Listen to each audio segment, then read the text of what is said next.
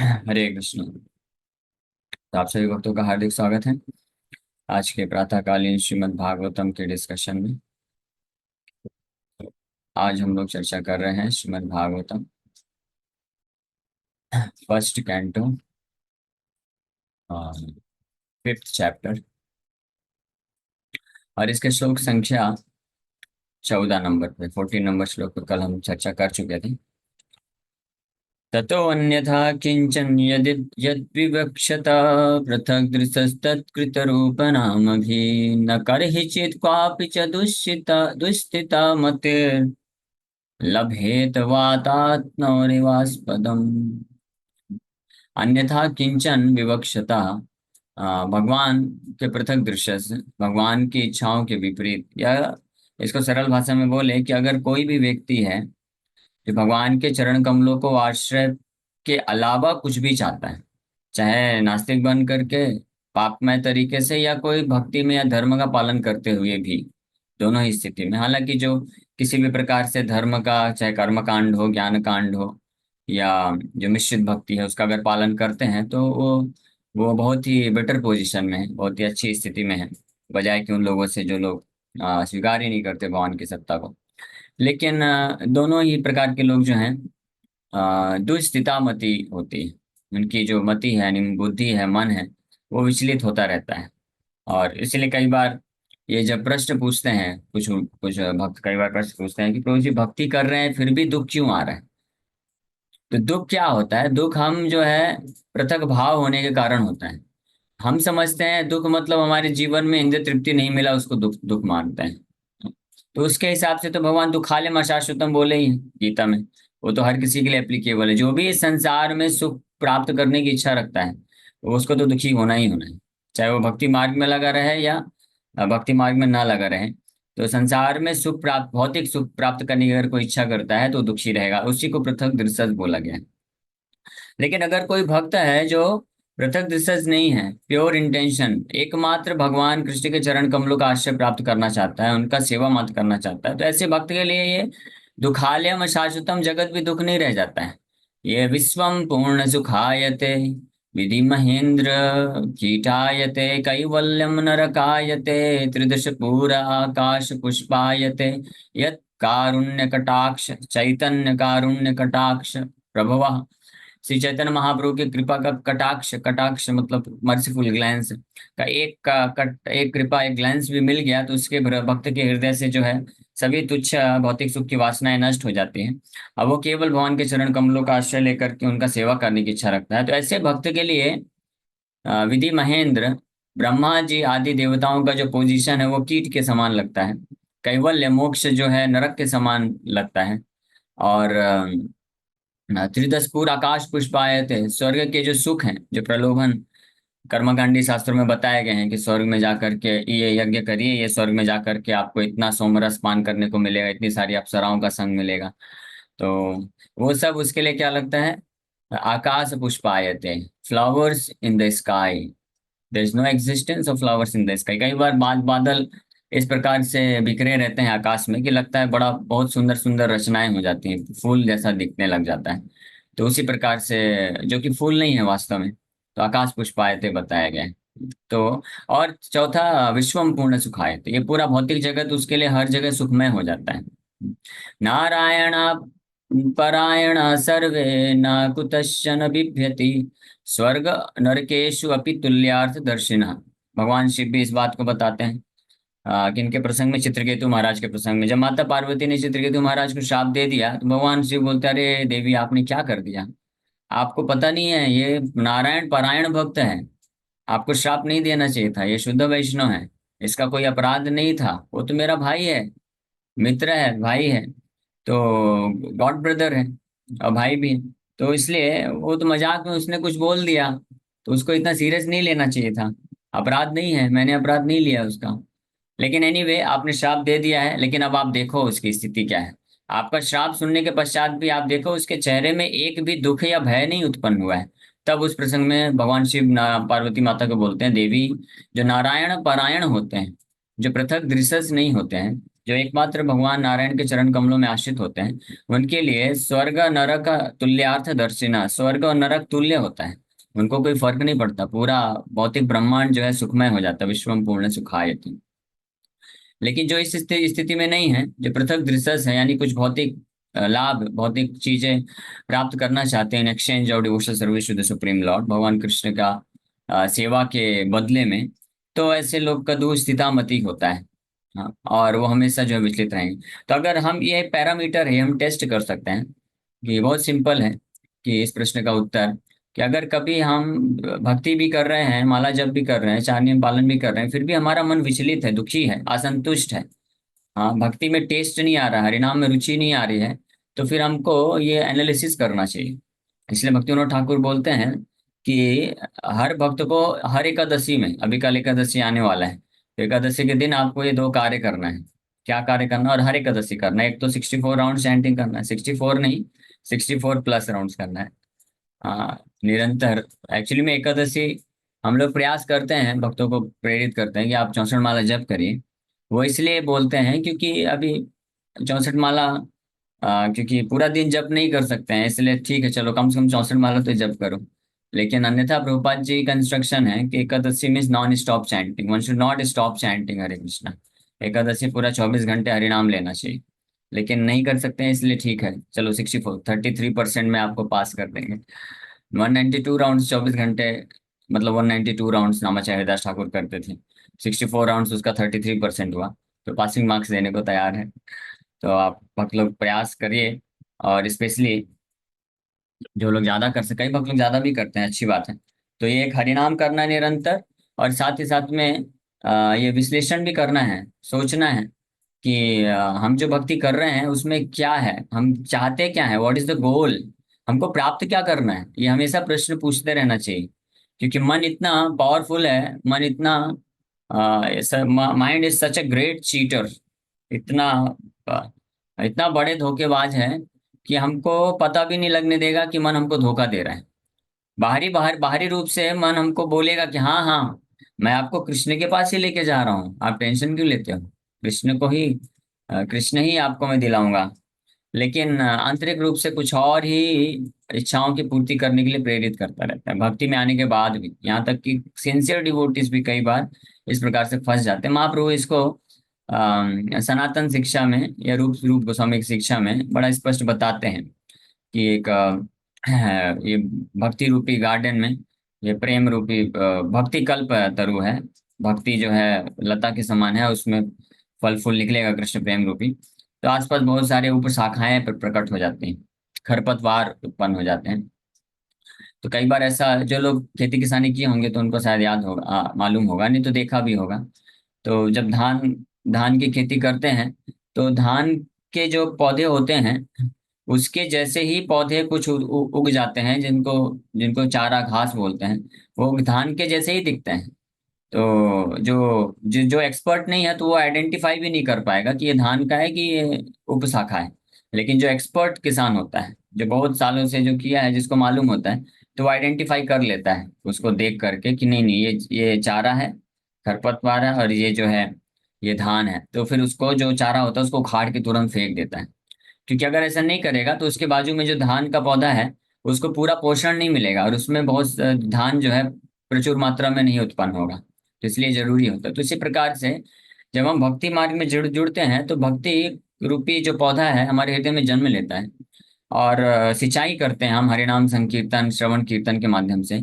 लेकिन साथ ही साथ में मन जो है, ये भक्ति रूपी पौधे जैसे दिखने वाले और भी कई जो चारे या घास को उगा देता है। तो अगर हम उसको आइडेंटिफाई नहीं कर पाएंगे, तो हमारा जो सिंचाई होता है, श्रवण कीर्तन हम करते हैं, वो उसको जाके पोषण करेगा। और भक्ति का जो पौधा है धीरे धीरे सूख जाएगा, क्योंकि भक्ति का पौधा एक है, और उसके चारों तरफ से बहुत सारे ऐसे अनवांटेड क्रीपर्स, उपशाखा उत्पन्न हो गए हैं। हाँ, तो मान लीजिए एक धान का पौधा है, उसके चारों तरफ 10-12 घास के पौधे उग रहे हैं, जो धान के जैसे ही दिखते हैं। तो जो भी वो सिंचाई करेगा, तो उसका 90% तो वो सब लोग ले लेंगे, तो 10% में क्या पोषण होगा उसका धान का। उसी प्रकार से भक्ति रूपी पौधा जो है बहुत छोटा सा है, अभी हमारे हृदय में कोमल श्रद्धा है ना, तो बहुत छोटा सा है, धीरे धीरे पनप रहा है।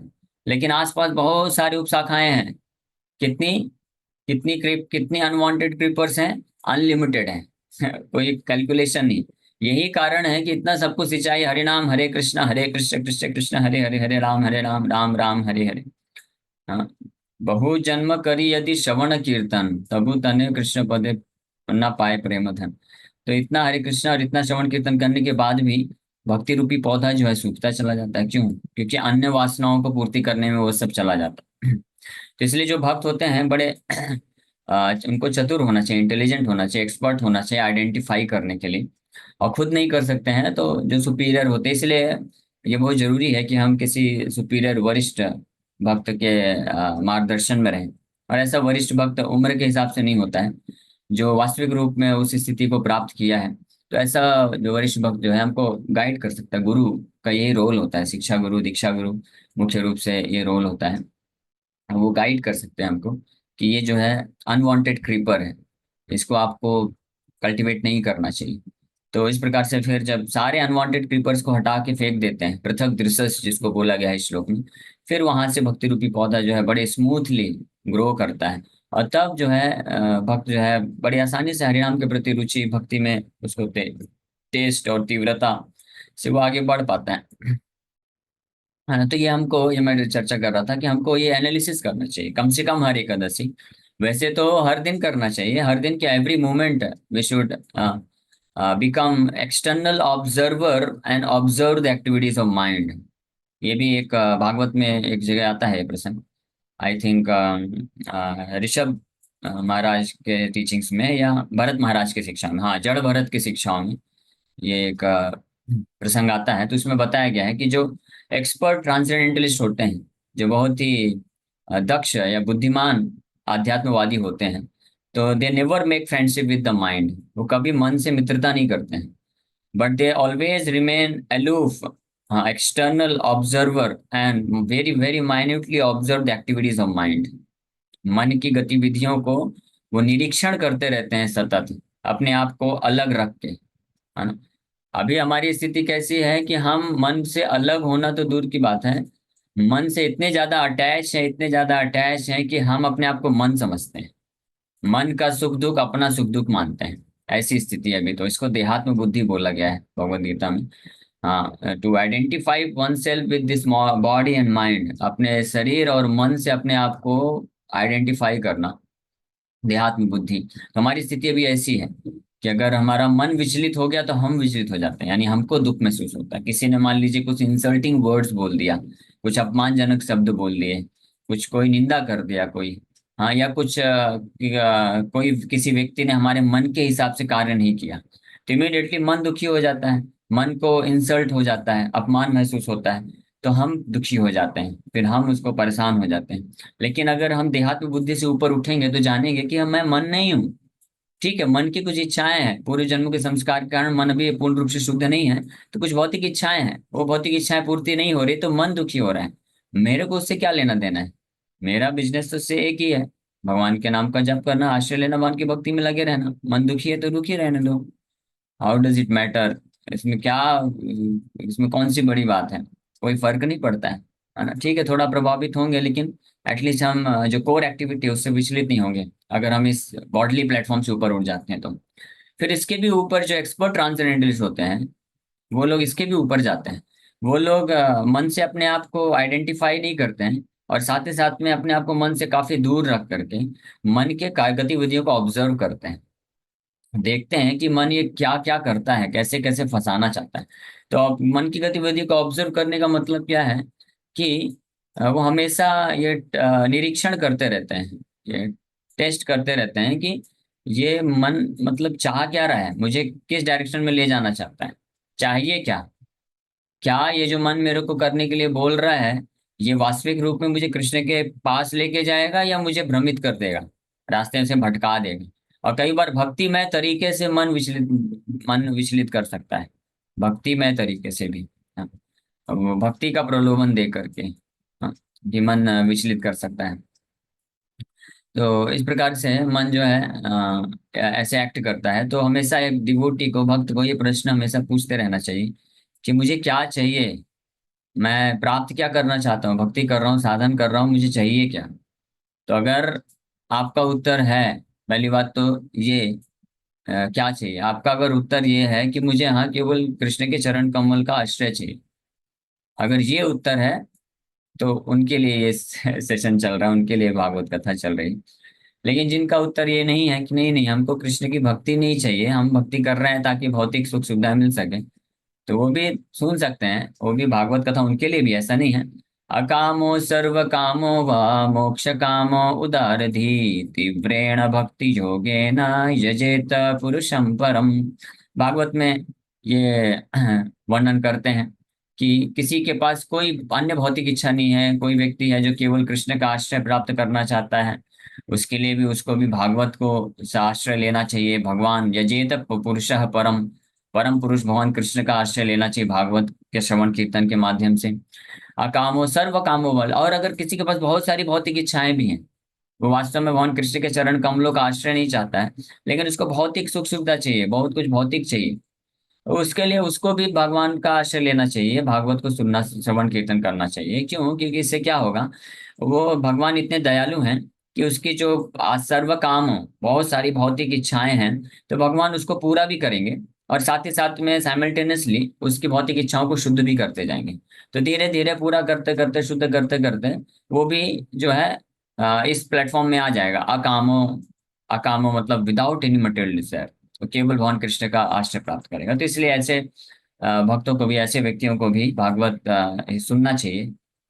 और तीसरा है कि मोक्ष काम, अगर किसी को भौतिक सुख नहीं चाहिए और कृष्ण के चरण कमलों में आश्रय भी नहीं चाहिए, लेकिन मुक्ति चाहता है, वो इस संसार के दुख से परेशान हो गया है, दुखों से मुक्त होना चाहता है, तो वो भी, उसको भी अजेय पुरुषम परम, उसको भी परम भगवान कृष्ण का जो है आराधना करना चाहिए और भागवत श्रवण करना चाहिए। तो तीनों कैटेगरी के लोग भागवत का आश्रय ले सकते हैं, किसी शुद्ध भक्त के माध्यम से भागवत को पढ़ सकते हैं, समझ सकते हैं। और ये तीनों कैटेगरी के लोग इवेंचुअली, फाइनली, अंततः एक ही प्लेटफॉर्म को प्राप्त करते हैं, और कृष्ण की शुद्ध भक्ति को प्राप्त करते हैं। बस डिले होता है। जो अकामो हैं, यानी जिनके पास कोई भौतिक इच्छा नहीं है, भौतिक हेतु के लिए नहीं आए हैं, तो वो बड़े जल्दी ही, शीघ्रता से ही, अचिरेण धीरता पश्यन्ति तावका अचिरेण धीवका। अचिरेण मतलब बहुत समय नहीं, बहुत जल्दी वो लोग कृष्ण के चरण कमलों का आश्रय प्राप्त कर लेते हैं। और जो मोक्षकामी हैं उनको थोड़ा समय लगता है, और जो सर्वकामी हैं उनको काफी समय लग जाता है। बस इतना ही अंतर है, समय का अंतर है। एक फर्स्ट गियर में चल रही गाड़ी, एक सेकंड गियर में, एक फाइनल गियर में चल रही है। तो अगर हमारे ऊपर है, डिपेंड करता है कि हाईवे है बिल्कुल, हाँ, 10 लेन का हाईवे आपके सामने दिया गया है, कोई भीड़ नहीं, कोई ट्रैफिक नहीं है, पूरा लेन जो 1 लेन है, तो वो आपका पूरा खाली है, पूरा खाली पड़ा हुआ है, और आपको 500 किलोमीटर जाना है, और आपके पास गाड़ी भी ऐसी दी गई है जो कि 200 किलोमीटर प्रति घंटे की रफ्तार से चल सकती है। हाँ, और ड्राइवर भी एक्सपर्ट है, ड्राइवर भी बहुत अच्छे से चला सकता है। तो ड्राइवर कौन है? शिला प्रभुपाद जी है। गाड़ी क्या है? ये इस्कॉन रूपी संस्था जो है, गाड़ी है ना। और हाईवे, इतने 10 10 लेन वाला हाईवे है, आप सबको एक एक लेन दे दिया गया है, उसमें कोई ट्रैफिक नहीं है। हरिनाम जप करना, भक्ति करना, ये आपको लेन दे दिया गया है। हाँ, अब आपके ऊपर है, आप बोलेंगे ड्राइवर भाई साहब, हाँ हमको थोड़ा सा ये जो है आसपास के जो गार्डन है ये सब भी देखते हुए चलना है, तो आप थोड़ा फर्स्ट गियर में ही चलाओ, तो ठीक है, आप 500 किलोमीटर जो है आराम से पहुंचेंगे, कई घंटे लगेंगे आपको। लेकिन कोई बोलता है नहीं नहीं नहीं नहीं, मुझे जल्दी घर पहुंचना है, वहां पे मेरे सारे फैमिली मेंबर्स इंतजार कर रहे हैं, मुझे उनकी उनसे मिलने की तीव्र इच्छा हो रही है, उनके साथ मुझे रहना है, तो वो बोलेगा कि आप फुल गियर में चलाओ। हाँ, तो जरूरत पड़े तो उड़ा दो। तो गाड़ी ड्राइवर इतने एक्सपर्ट हैं हमारे पायलट, कि वो गाड़ी को चला भी सकते हैं और उड़ा भी सकते हैं, तो रूपा जी उड़ा भी सकते हैं। उड़ाने का मतलब है कि फिर 500 किलोमीटर का डिस्टेंस कुछ ही मिनट में भी कवर करा सकते हैं।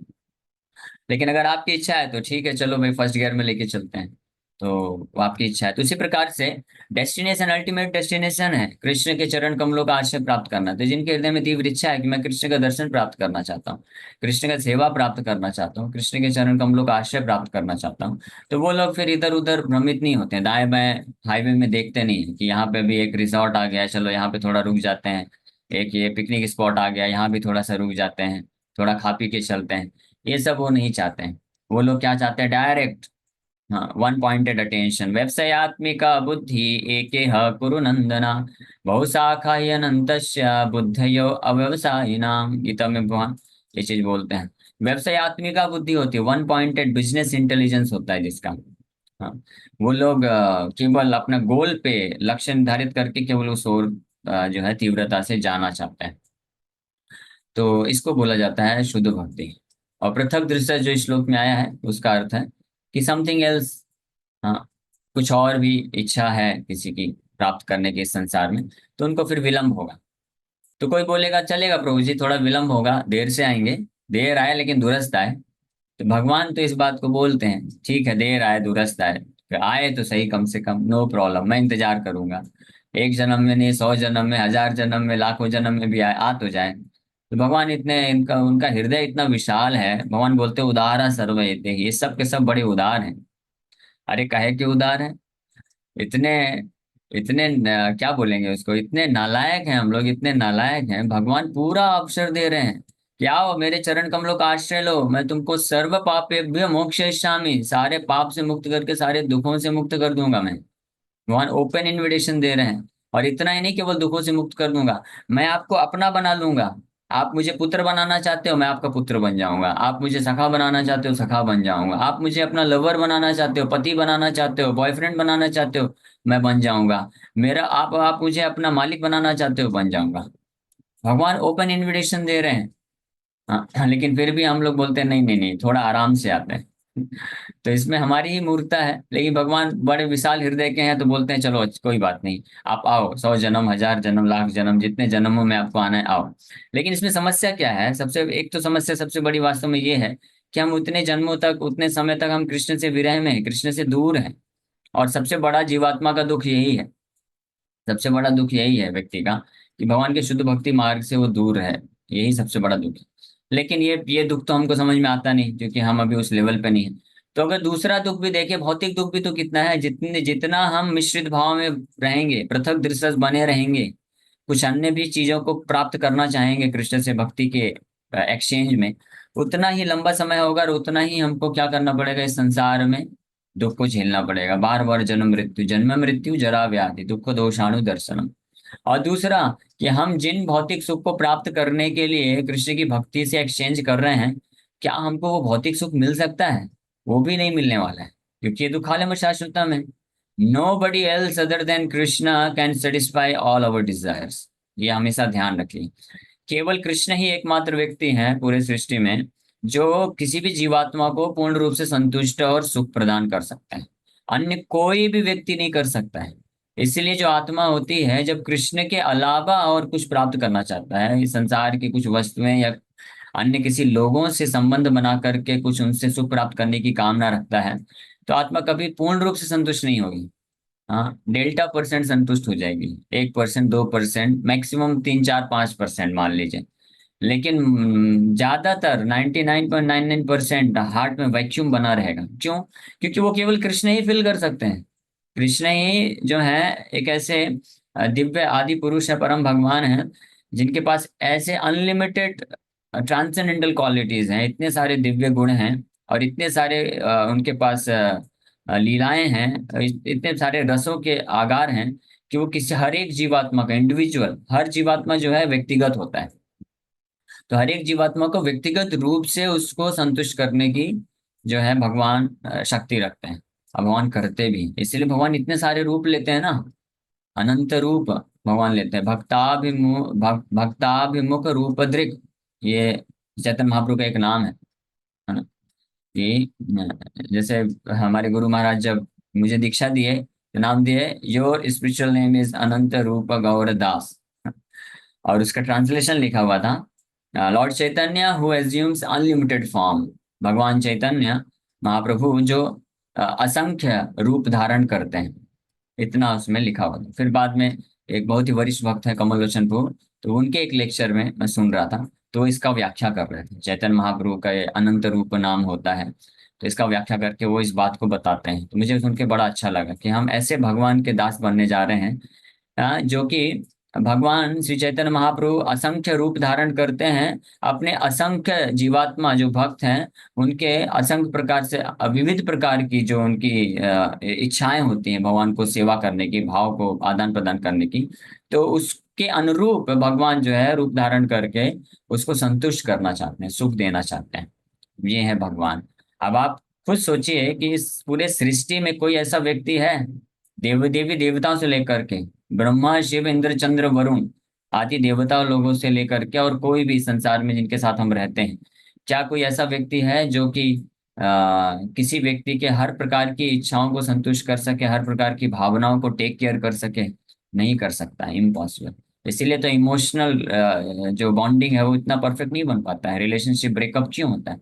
सब कुछ होते हुए भी क्यों हो जाता है? क्योंकि एक दूसरे की भावनाओं को नहीं समझ पाते हैं। केवल कृष्ण ही समझ जाते हैं और कृष्ण ही पूरा कर सकते हैं। इसलिए जो बुद्धिमान होते हैं वो लोग इस हाईवे में, भक्ति रूपी हाईवे में बिल्कुल फुल स्पीड में जाकर के कृष्ण का आश्रय प्राप्त करना चाहते हैं। और ऐसे भक्त लोग के लक्षण क्या होते हैं? कि ये भी सब महत्वपूर्ण है कि कई बार कई भक्त लोग सोचते हैं कि हम केवल कृष्ण को चाहते हैं, तो क्या करना है, कृष्ण वृंदावन में है तो हम सब छोड़ छाड़ के वृंदावन चले जाएंगे। नहीं नहीं नहीं, वृंदावन में भी माया मिल सकती है आप, ये ध्यान रखिए। और मुंबई जैसे शहर में घर गृहस्थी में रहते हुए भी आप कृष्ण को प्राप्त कर सकते हैं। तो कृष्ण कहाँ मिलते हैं? वृंदावन में नहीं है कृष्ण। नाहम तिष्ठामि वैकुंठे, कृष्ण बोले भी, हाँ, नारद मुनि को, कि मैं वैकुंठ में नहीं हूँ, मैं योगियों के हृदय में नहीं हूँ। तो आप कहाँ पे हैं भगवान? मैं तो अपने शुद्ध भक्तों के हृदय में हूँ।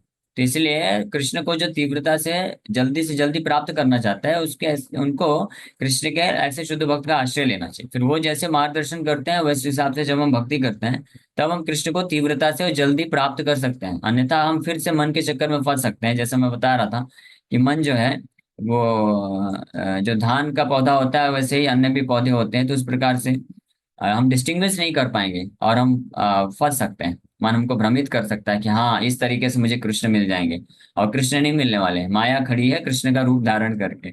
बाहर से कृष्ण जैसे पूतना आई थी ना, राक्षसी है, लेकिन माँ का बहुत सुंदर लक्ष्मी का रूप लेके आई, लेकिन थी कौन? राक्षसी है, असुर थी। तो इसी प्रकार से तो ये भ्रमित नहीं होना चाहिए भक्तों को।